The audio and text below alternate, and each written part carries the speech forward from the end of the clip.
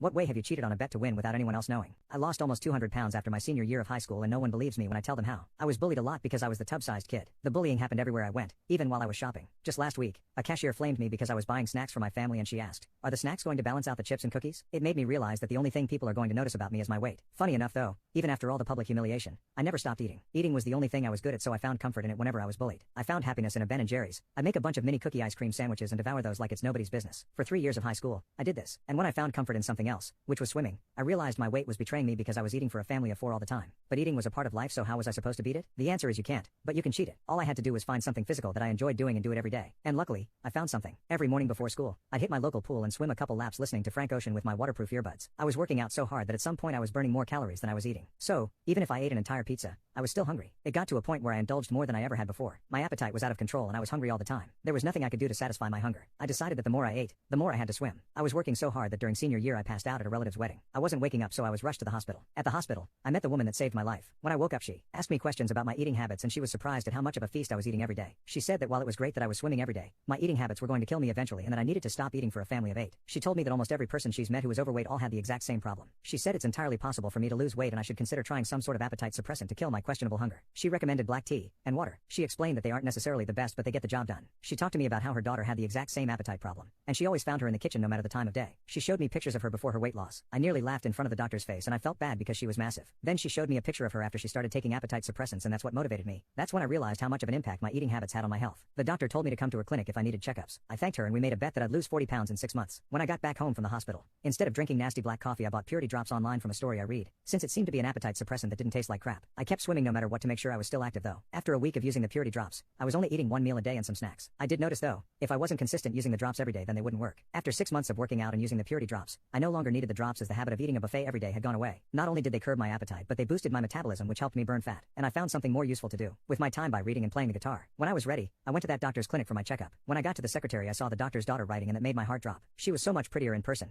She had me sucking in my stomach more, hoping she'd notice me. When I saw the doctor, she checked my pulse, my lungs, and my heart rate, and everything was normal. Now it was time for the moment of truth. I stepped on the scale and I saw her write down something on her clipboard. When I stepped off of the scale, she looked at me and put out her hand. I'll never forget when she told me, "Congrats kid, you exceeded my expectations. 55 pounds. It was in that moment I knew that I could do anything. We talked about what I did for a bit, and she said that she was glad I took something like Purity Drops since the ingredients weren't bad for me, but she told me that only eating 1 meal a day was a little extreme and that if I needed to I could start drinking meal replacement shakes to get back into healthier habits. I thanked her for all her help and for the motivation. But before I left I had to ask her. I asked her if her daughter was single. She told me she'd make another bet. "If you lose 100 pounds in a healthy manner, I'll put in a good word for you. I already like you." As you can tell, I took that personally.